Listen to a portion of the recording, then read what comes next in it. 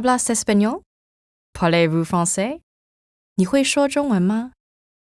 If you answered sí, oui, or 会, and you're watching this in English, chances are you belong to the world's bilingual and multilingual majority. And besides having an easier time traveling or watching movies without subtitles, knowing 2 or more languages means that your brain may actually look and work differently than those of your monolingual friends. So, what does it really mean to know a language? Language ability is typically measured in 2 active parts, speaking and writing, and 2 passive parts, listening and reading. While a balanced bilingual has near equal abilities across the board in 2 languages, most bilinguals around the world know and use their languages in varying proportions. And depending on their situation and how they acquired each language, they can be classified into 3 general types. For example, let's take Gabriella, whose family immigrates to the US from Peru when she's 2 years old. As a compound bilingual, Gabriella develops 2 linguistic codes simultaneously with a single set of concepts, learning both English and Spanish as she begins to process the world around her.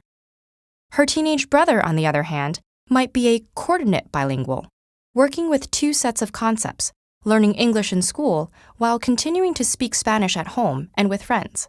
Finally, Gabriella's parents are likely to be subordinate bilinguals, who learn a secondary language by filtering it through their primary language.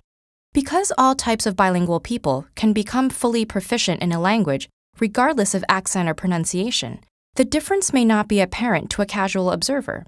But recent advances in brain imaging technology have given neurolinguists a glimpse into how specific aspects of language learning affect the bilingual brain.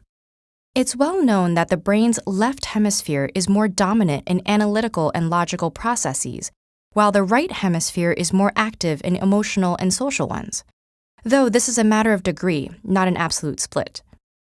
The fact that language involves both types of functions, while lateralization develops gradually with age, has led to the critical period hypothesis. According to this theory, children learn languages more easily because the plasticity of their developing brains lets them use both hemispheres in language acquisition, while in most adults, language is lateralized to one hemisphere, usually the left. If this is true, learning a language in childhood may give you a more holistic grasp of its social and emotional contexts. Conversely, recent research showed that people who learned a second language in adulthood exhibit less emotional bias and a more rational approach when confronting problems in the second language than in their native one. But regardless of when you acquire additional languages, being multilingual gives your brain some remarkable advantages. Some of these are even visible, such as higher density of the gray matter that contains most of your brain's neurons and synapses, and more activity in certain regions when engaging a second language. The heightened workout a bilingual brain receives throughout its life can also help delay the onset of diseases like Alzheimer's and dementia by as much as 5 years. The idea of major cognitive benefits to bilingualism may seem intuitive now, but it would have surprised earlier experts. Before the 1960s, bilingualism was considered a handicap that slowed a child's development by forcing them to spend too much energy distinguishing between languages, a view based largely on flawed studies.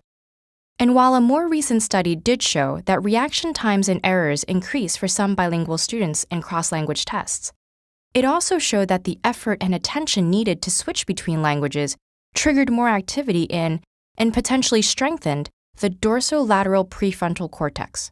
This is the part of the brain that plays a large role in executive function, problem solving, switching between tasks, and focusing while filtering out irrelevant information.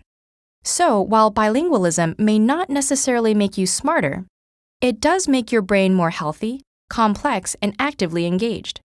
And even if you didn't have the good fortune of learning a second language as a child, it's never too late to do yourself a favor and make the linguistic leap from hello to hola, bonjour, or ni haos.